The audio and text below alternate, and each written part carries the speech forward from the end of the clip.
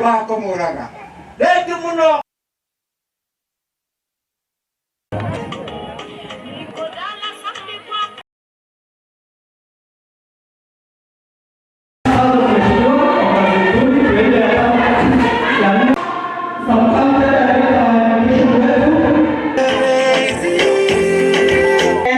That is today of June 20. Unapata kwamba kuna baadhi ya maeneo ambayo hata washa shule ya upili hata ya msingi hamna.